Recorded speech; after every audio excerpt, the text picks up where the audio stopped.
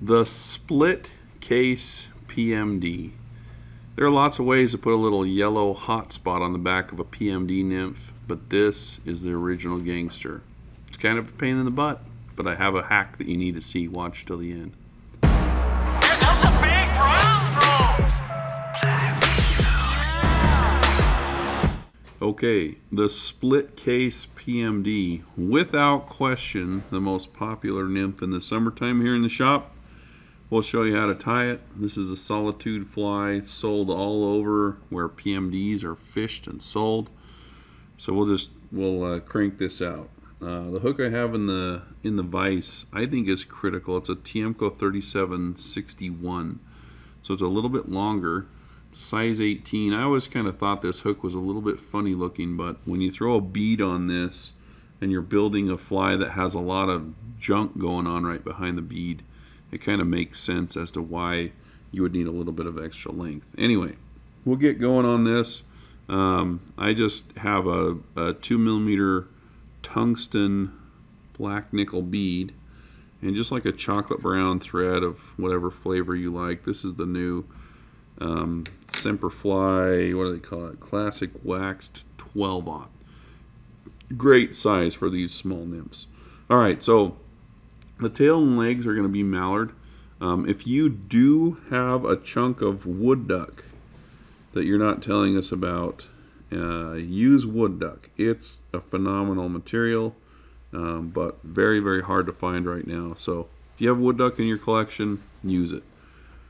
So we'll tie this in for the tail.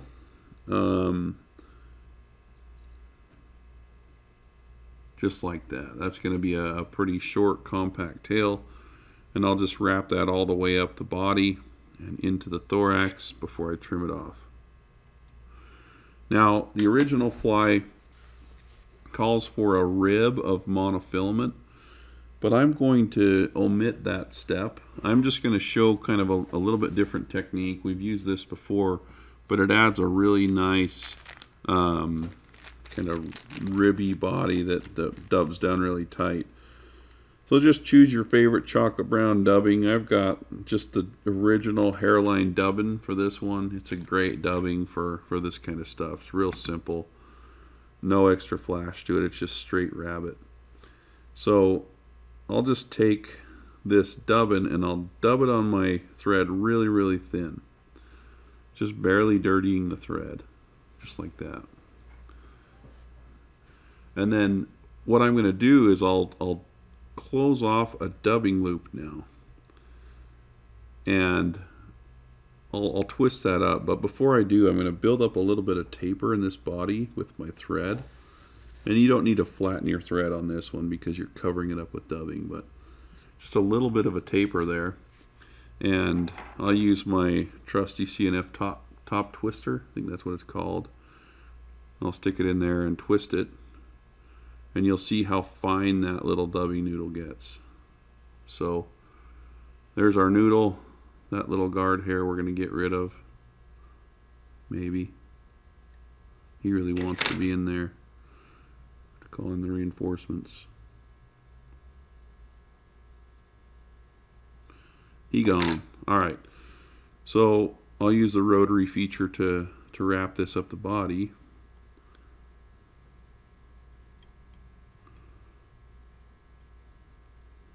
But as you can see, it creates a really cool technique that adds a little bit of segmentation to the fly without having to counter rib it with monofilament. All right, we'll trim that off. And as you can see, I dubbed it all the way up to the bead. And I did that on purpose so that we can come back here and tie in our thorax and not have a funky looking thorax. On nymphs, if you dub it, or if you tie in your thorax over the top of something that's already built up, it's going to look a lot more natural. The taper is going to kind of show through there. All right, so the wing case on this one is what gets everybody. It's a pain in the butt, but there's something about having that really bright yellow hot spot on this fly that works really well. So what I'm going to do is I'll take 2 black goose biots. 2 of those bad boys, and I'm just going to cut the very tip of them off. just so when I tie them in they don't poke forward. But I'm going to take one biot and I'll tie it in on one side of the thorax. You got to tie it in the right spot. Like that. And I'll take the other one and tie it on the other side.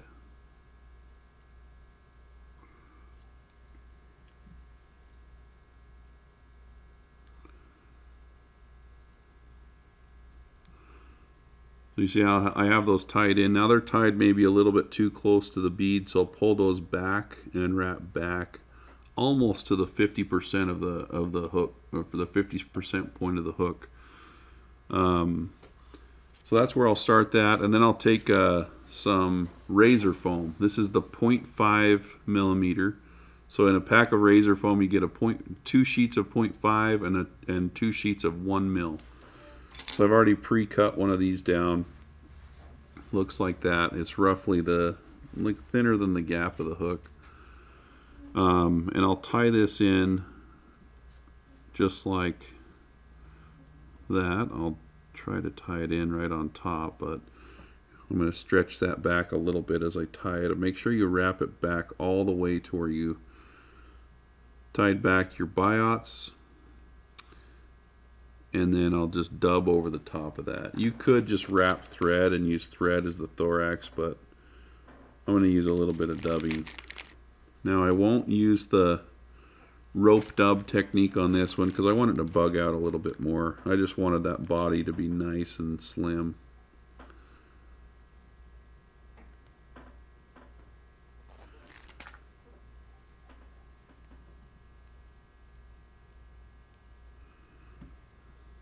Got too much dubbing, so I'll just take that off.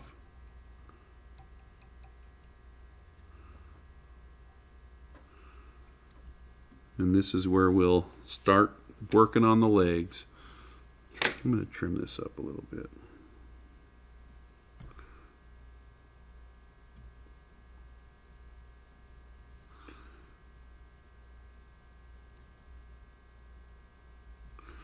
Okay. So we're going to just tie 2 sections of this same mallard on each side, and you usually have to get more of these than you think because they taper down really fine at the tip. So I'll grab a chunk of those, tie one set of legs on one side. Alright, so we're tying in the other one, the other set of legs.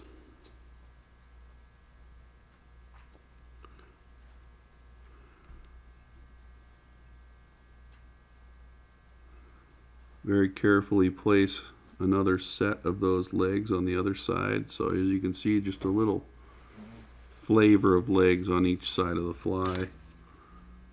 We'll trim those off.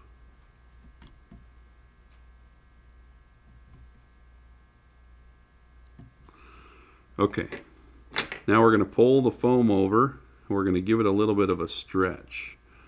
And as I wrap my thread forward, I'm going to kind of bring my thread, or as I tie this in, I'm going to bring my thread forward and over the bead and let it catch the foam, and that will help push the butts of those feathers back. So if I come forward and then let the thread slide down that bead, it should put the foam in front of those little legs and get those to kick out to the side.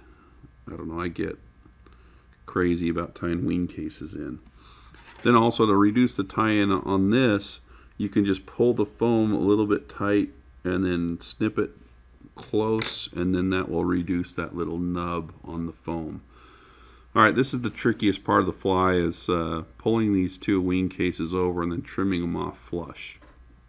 So I'll start on one side and I pull them over and kind of angle them toward the center of the fly.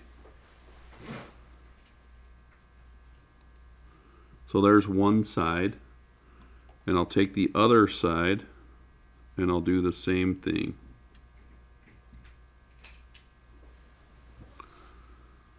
So with any luck, it creates just a little yellow hot spot on the back of this fly.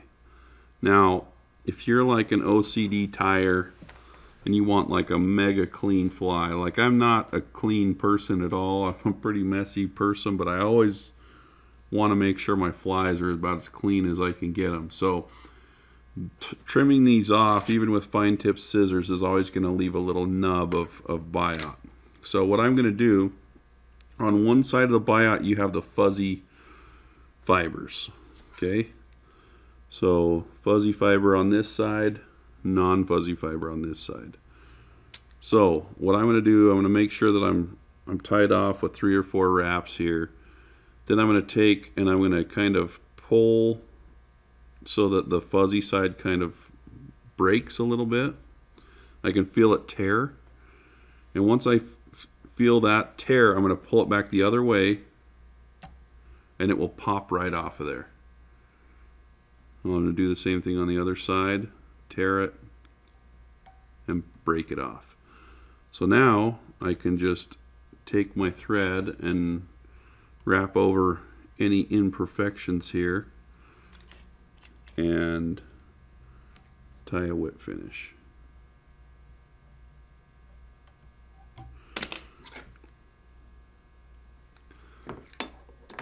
Okay, so at this point I'll take some of the Trout Hunter head cement and I'll just put that over the top of the thorax. I like this stuff. It's a little more durable than UV glue, I think, and it just kind of seeps down in and glues stuff together. But anyway, that's the split case PMD Nymph. Tie them up, fish them, and be happy.